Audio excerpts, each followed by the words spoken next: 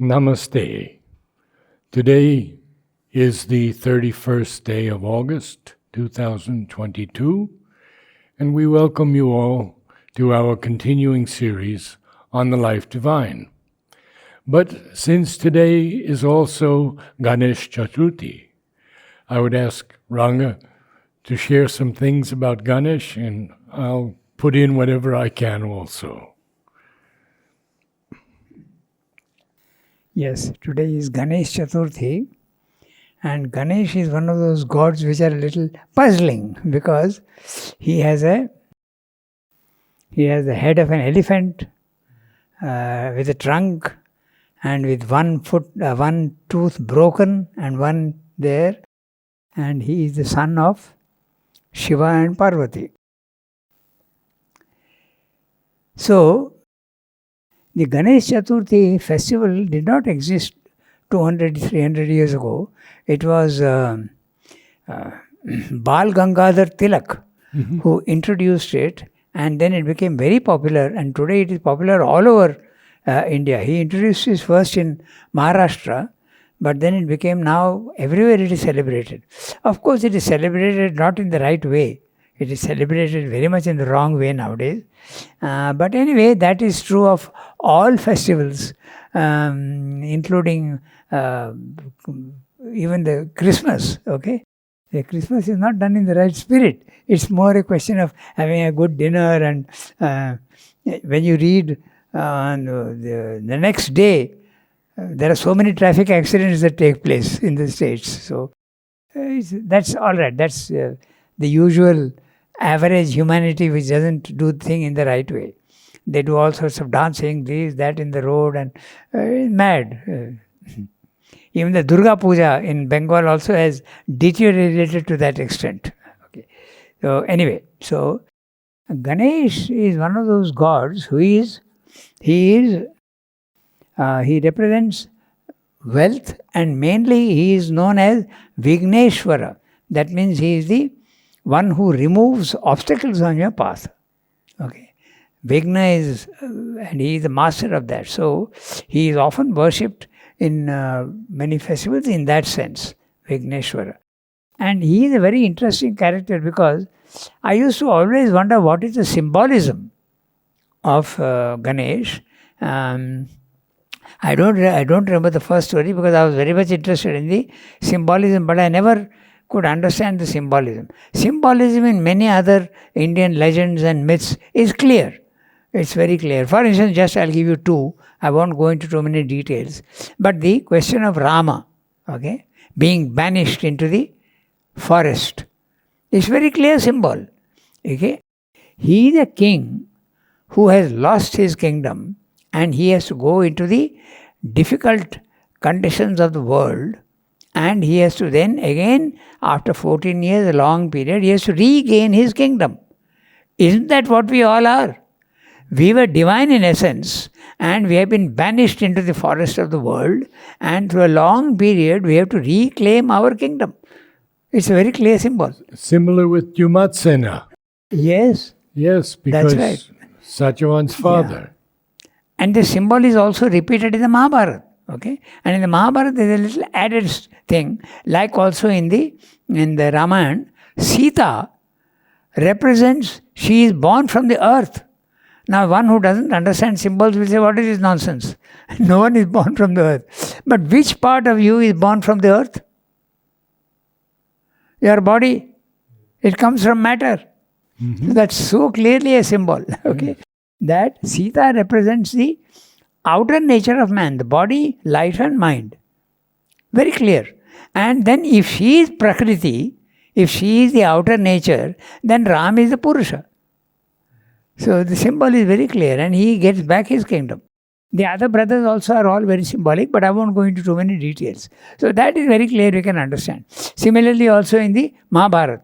Okay, if Sita is Prakriti, then in the Mahabharata, Draupadi also is Prakriti by comparison. And now let's see whether it makes sense. Draupadi is married to 5 husbands.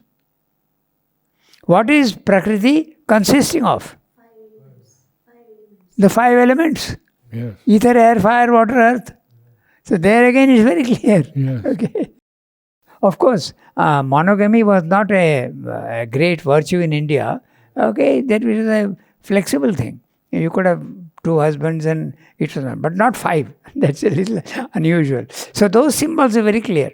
There is the other symbol also of Ganesh and Karthik, which is there, that the 2 children of Shiva, they were asked to go around the world and come back. And they said, let us see who comes back first. So Karthik was the one who set off on the world tour, and he took a long distance and came. And Ganesh was a very clever chap. What he did was he just circled around his parents. Okay? So this also is a very clear symbol. You will find the reality within yourself. You don't need to go out into the world. So these symbols are very clear. But what does this elephant head represent? So the other day, someone gave an interpretation which seems logical enough, but I'm not sure. It must become absolutely so. The first is that Ganesh's head is lopped off. So what is that? And then it is replaced by an elephant head. That is, according to the interpretation that was given to me, you have to lose your ahankara. You have to lose your ego. So that has to be first removed. So that's mainly in the mind. The ego is mainly in the mind, as Sri Aurobindo says very clearly. So that has to be removed. But something has to be replaced. So what has to be replaced? It has to be replaced by the true individuality. And why the elephant? Because in our Indian mythology, there is a belief, it's also symbolic, I think, that in the elephant head, there is a very precious jewel. So that's why the elephant head was put on his head. So the ego goes off, the true individuality comes up. And why the elephant also? He is the largest and the most powerful. So that is the symbol. But then again, why the one tooth? Why is the other one broken? That's also interesting, because you have to have the consciousness of the one, not duality. So that is the symbol given by the person who gave this explanation. Okay. Anyway, so then he has also a little bit of a tummy. So what would that represent? Maybe prosperity. Okay. And prosperity not in the physical sense, but in, like in the Vedas, wealth is spiritual wealth and prosperity is spiritual prosperity. So that's so far as the interpretation is concerned. So nowadays it's very common, and mother had an interaction with him once. Yes. That's a very interesting story. She said that she wondered about him also. That's right. She couldn't understand anything about him. And then he came to her. And I remember that that mother had a conversation with him. Yes. And the one thing I remember most is that she said, I need a lot of money Yes. for the ashram. Yes. And he said, Mother, I only have power in India. Yes. I can't help you with US. That's right. Or Europe. Because once a connection is made, okay, if connection is made with the devotee, then he has a power over them. But he is not known in the West. So, naturally, it doesn't work. But mother said also that she was getting a lot of money first in the beginning. But later on, it wasn't like that. Yeah. So she asked him, why is it like that? Then this is the explanation he gave. That I do not have power over the other countries where they don't even know about me and they don't believe in me. So, that's why I don't have. But one little interesting detail you missed out. When she saw Ganesh, she saw him exactly as he's pictured. That means with the elephant head and the trunk. Yeah. That was the interesting part. Yes. She said, I saw him exactly as he's imaged. There is a Ganesh temple on Vinayaka Chaturthi. Right. In fact, the Manakula Vinayaka street. The one, if you stand in front of the ashram gate, then the street which is to the left, the long one, that is Manakula Vinayaka street. Vinayaka is another name for Ganesh. So, they wanted a little more territory because then they would be able to go around the image at the back. So, mother granted them that. So, she actually gave them 4 or 5 feet of Mobran house Mahaprabhu's house was ashram property at that time, and it was given to them. So there is a good relation between that temple and the... She did not charge anything. No, No, absolutely she gave it not. free to No, them. absolutely not. I have a small story about my friend Madan Lal Himatsinka, who was a devotee of Ganesh. And you know that he raised millions of dollars for the Matrimandir. So one day he asked me, would you go through the agenda? This is before it was on YouTube or on the internet. And I had to go through 17 books and find me everything about Ganesh, which I did for him. And the money flowed very freely for a while. Yeah. So. The agenda of Mother is 13 volumes. 13, is it? Yeah, 13 volumes. So, anyway, that is about Ganesh. So, he is not a mythological character with no reality at all. In the subtle world, he is very much there. So, when you pray to him, you get the results. But mainly he is the Vigneshwara. He is the one who removes the obstacles and brings in auspiciousness. And he has become very popular now in India. Well, now we will go back to the life divine. And the sentence we'll begin with is, all aspects of the omnipresent reality have their fundamental truth in the supreme existence. So, I think we have read it. So, what we'll do, we'll read each sentence and see what it means.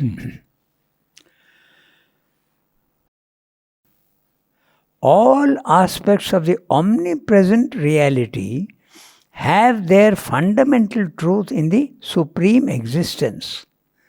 So, what is he saying?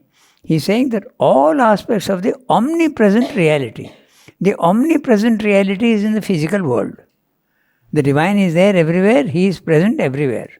But all the aspects that are here have their origin there in the supreme existence. In the supreme existence. What is the supreme existence? The supermind.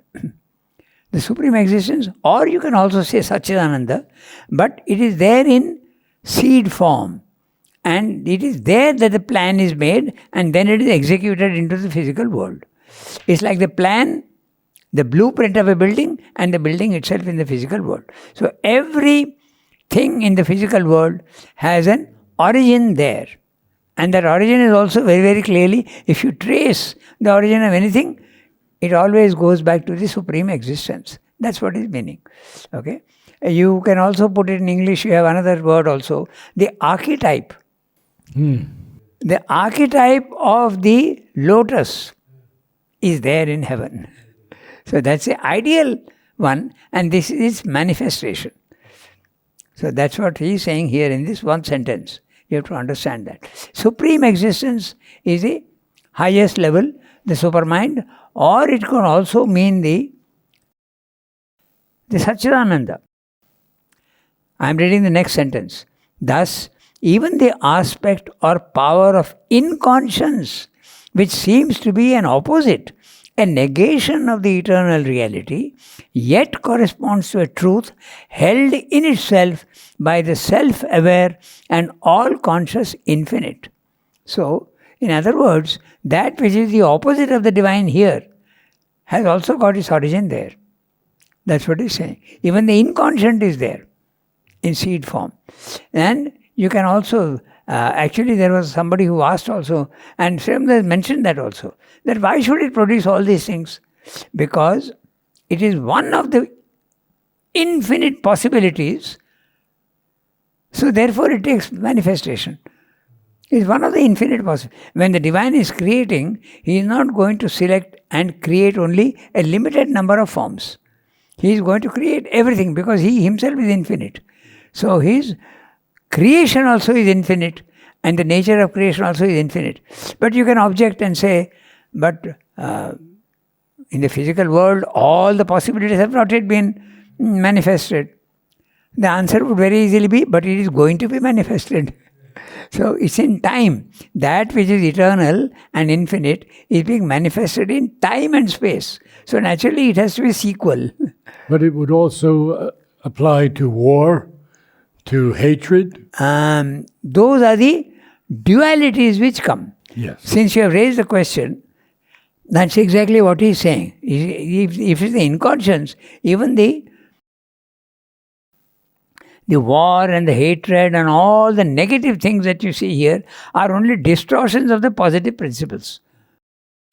That also we can explain in different ways. We can say, it's very easy to understand with the example that I will give, and I always give that example. Okay, he creates wind. The divine is creating wind, but when it comes, that's a original principle. But when it comes down here, the wind can be a very gentle breeze, and it can be a very violent storm. It's a wind. So for the divine, he is expressing infinitely all the possibilities of wind. So we see the gentle breeze as wonderful and sweet and absolutely perfect. But the storm, we find it bad. Because we are in the physical world of dualities. We see that it is doing harm to me. You think it is harmful, not necessarily harmful at all. So you think of love and hatred as opposites. You like one and you dislike other. So that's what he's talking about. Okay? He's talking of, Narad is talking exactly of that. What about hatred? What about war? What about violence? Okay? So that's the thing. And violence also, you must remember one thing. Our idea of violence is something negative and bad and should not be there. But that's not true. Violence can be also for good purposes. Yeah, you must remember that. So violence is not necessarily something bad. If I want to build a new house and my old house is crumbling, I have to destroy it. In Bombay now, no, not Bombay, in Delhi, they have just brought down 2 twin towers. Okay, yeah. They put explosives and the whole thing came down. It was illegal construction, so there is nothing bad in that. So violence is not bad by itself. Okay, the Mahabharata war, Ram also is going to kill Ravana. Exactly. Okay, so this is our conception of something which hurts you because you are limited, and that's the reason why in yoga you have to develop an equanimity. You have to be equal to everything, because you are not understanding the good and the bad. These are moralities which exist in the physical world. They are the dualities which exist here. But the moment you go to the spiritual planes of consciousness, you start seeing only the wind, not the soft wind and the hard wind. So, morality disappears at the spiritual level. There is no good and bad there anymore. Everybody who has experienced the self knows that. Okay. So that's what Srimad is saying here. Even the inconscience has got its origin there in the superconscious. Okay. So you could put it this way: the superconscious holds everything that can be manifested in seed form. It's one of the possibilities. But when you are experiencing the superconscious, you see only light. But that doesn't mean to say the potentiality of darkness is not there. It is there. And then when it comes down here, it becomes darkness. This is also one of the possibilities. But this darkness holds in itself all the potentialities of light. And that's why there is evolution. So the superconscious and the inconscious are two poles with same characteristics. Okay? But they are mirror images of each other. That is infinite, this is infinite. That is formless, this also is formless. That is one, not multiple. This also is one.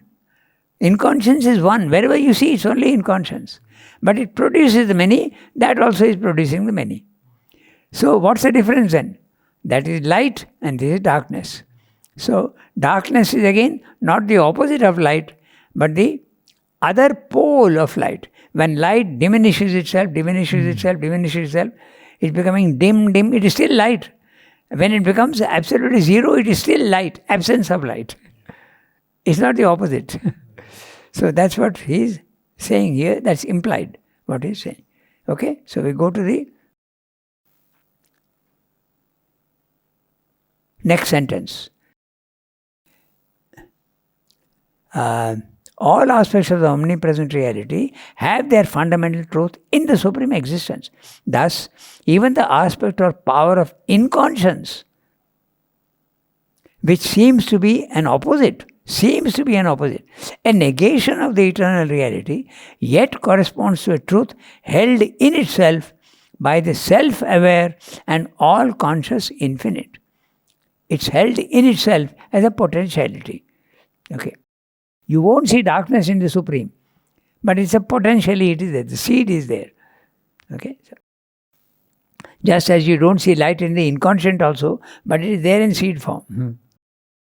It is, when we look closely at it, the infinite's power of plunging the consciousness into a trance of self-involution, a self-oblivion of the spirit, veiled in its own abysses, where nothing is manifest, but all inconceivably is, and can emerge from that ineffable latency. There, we use the word latent. It is latent. It is inherent and latent, capable of manifestation.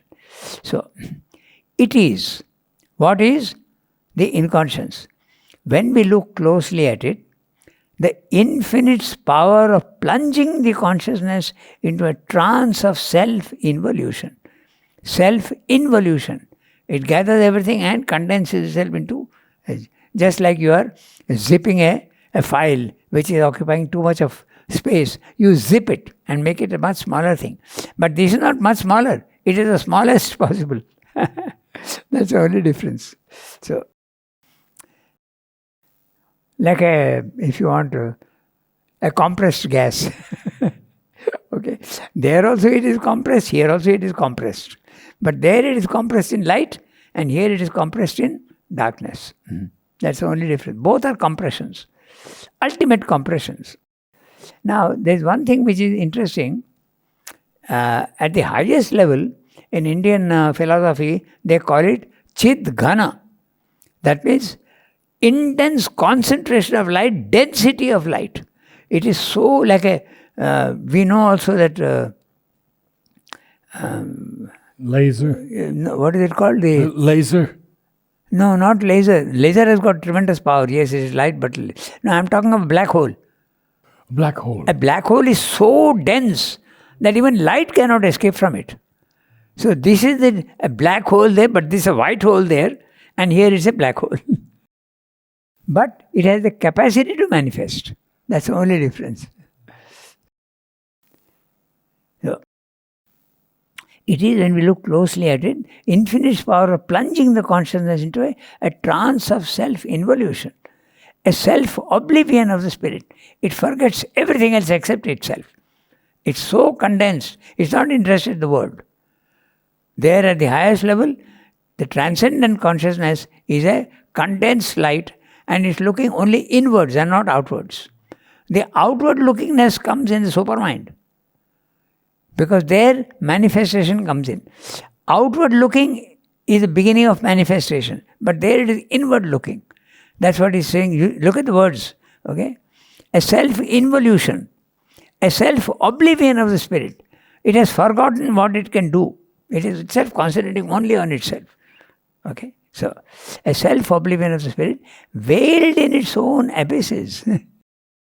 That's the inconscience.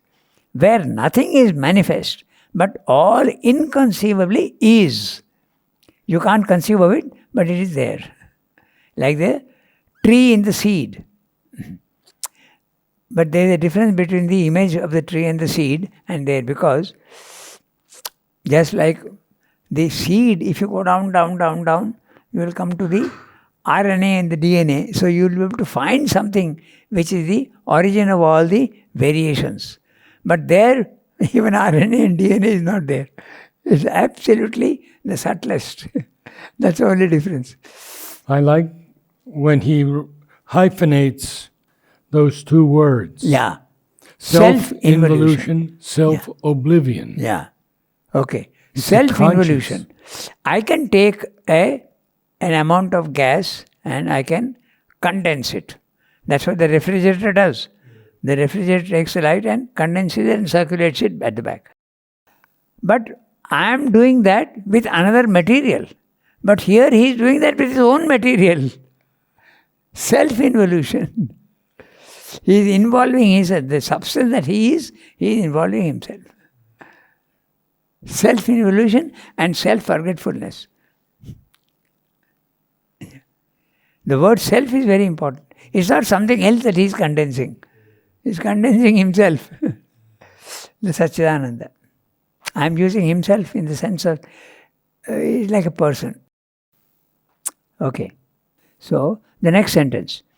Self-oblivious spirit and its own abysses where nothing is manifest but all inconceivably is and can emerge from that ineffable latency.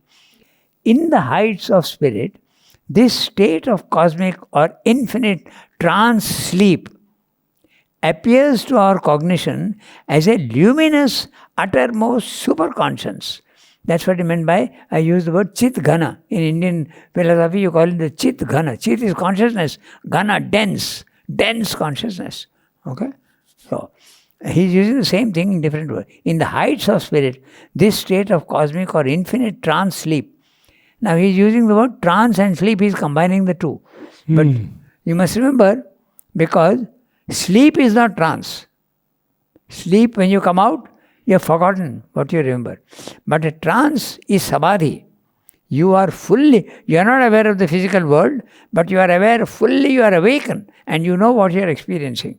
When you come out, you remember fully well what you have experienced. That is trance.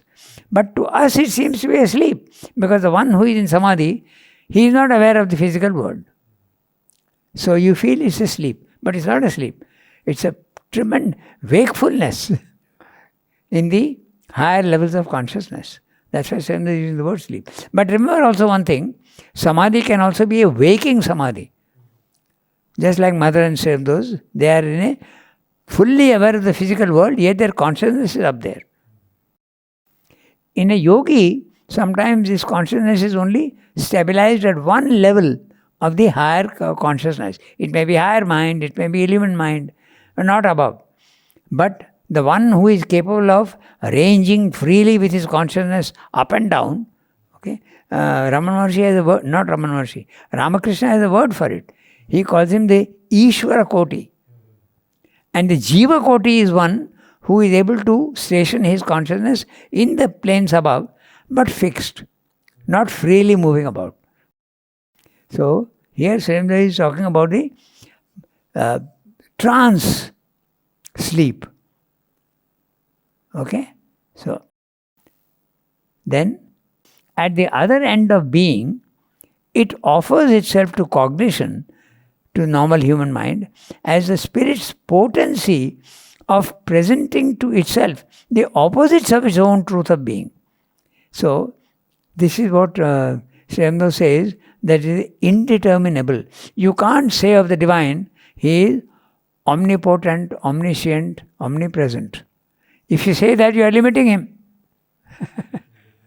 So, why should you only stress the positive? He can himself become the opposite of himself.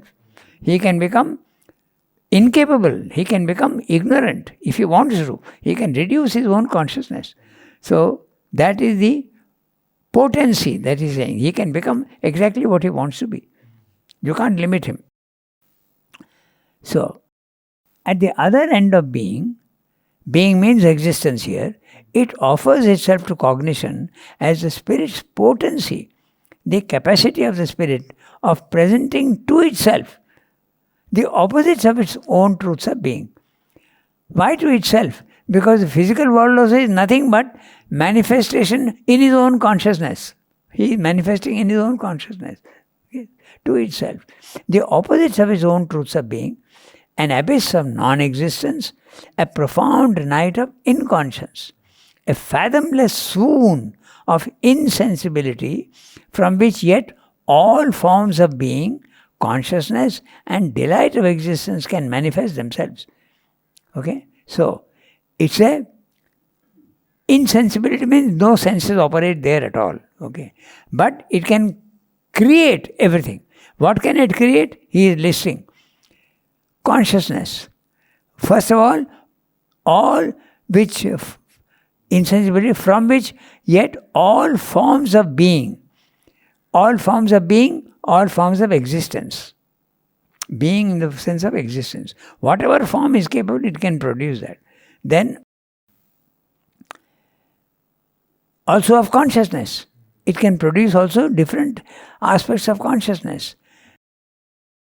Consciousness is something fundamental that exists by itself, but it can produce different types of consciousness. The consciousness is in a worm is not the same as in a cat or a dog or a human being or a yogi or an avatar. Consciousness is there everywhere, but in different grades and different quantities, if you want, very grossly put. So that's what he's saying. So the inconscience can produce all this. Not only states of forms of being, but also consciousness and delight also. Delight also is hiding there, it can bring out. So if you look at these three words, Satchidananda. Satchidananda is there at the highest level, it is also here at the lowest level. Forms of being, Sat. Chit Shakti, consciousness. Ananda, he's talking of? Delight. Yeah, delight. Okay? So, can manifest themselves, but they appear in limited terms, in slowly emerging and increasing self-formulations. So, that's evolution that he's describing. So, this phrase, but they appear in limited terms, in slowly emerging and increasing self-formulations, this huge phrase, one, evolution. You can just describe that as evolution. Okay. Even in contrary terms of themselves. So now, even in contrary terms of themselves, the dualities in the physical world. To everything that exists in the physical world, there is an opposite. And it has a right to exist. That's why if love is there, hatred is possible. If the dense is there, the subtle also is there. If kindness is there, there can also be cruelty. Because they are essentially the same, only in different grades and different, So, this also we can explain in another. I use the image of the wind to explain the dualities. But we can also explain in another interesting way. Okay. More scientific perhaps. Okay. So, we know that, for instance, everything is vibration. Okay. Sound is vibration. And vibration has got two things. The amplitude and the pulsation. Yeah. Okay. So take light for instance. Its vibrational length. Okay. Let us say it is vibrating at a cycle of 50 times in 1 second. Okay. It's going, and it is going between 2 points. Let's say 1 centimeter. So 50 times it is vibrating within that 1 centimeter 50 times. Okay? So it becomes light. For instance, it becomes red. But if I change that vibration to 100 times, it becomes another light. But there is another interesting thing. That 50 times, but not over 1 centimeter, but over 2 centimeters, 3 centimeters. It's the same vibration, 50 cycles per second, but now in a different way. So it changes again. So this is what happens with light and darkness. This is also what happens with kindness and cruelty, love and hatred. Essentially the same. The vibrational level is the same, but only quantities are different. Yep. So that's the dualities. So dualities both have the right to exist. Hate has the right to exist here because one of the possibilities. So when you go to the higher level of consciousness, you see, oh, love and hate you have to go beyond both. You can't have, you have to go beyond both. And that's what morality disappears at the spiritual level. Okay? This next part is very interesting. Yeah. It is a play of a secret all being, all delight, all knowledge.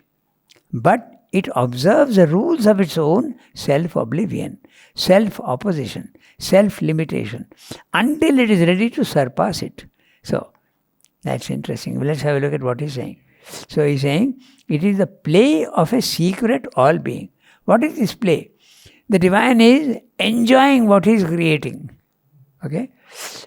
An artist also enjoys when he's creating music, when he's creating a painting, when he's creating poetry. He enjoys what he's doing. All creation is linked with enjoyment.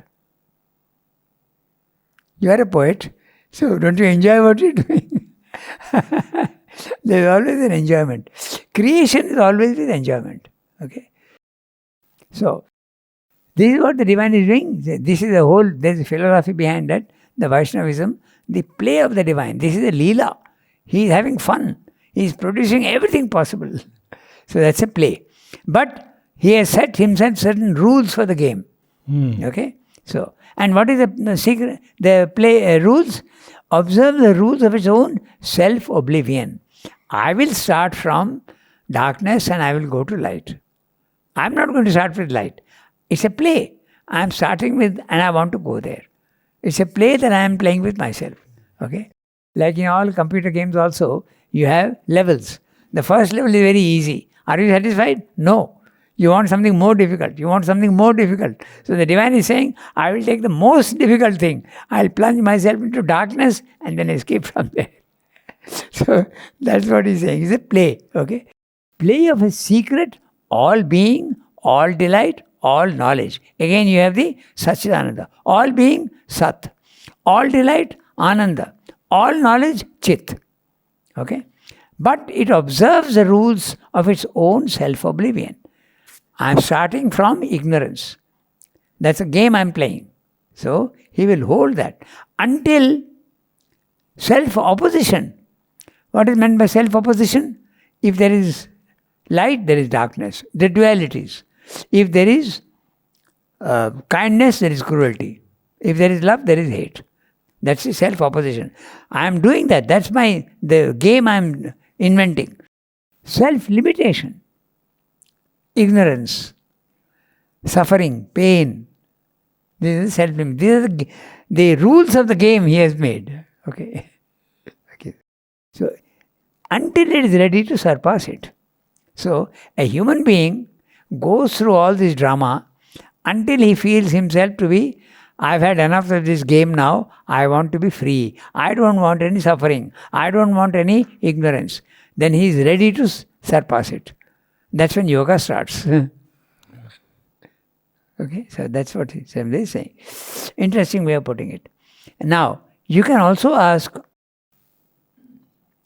the question can come up, why is he creating this sort of game at all?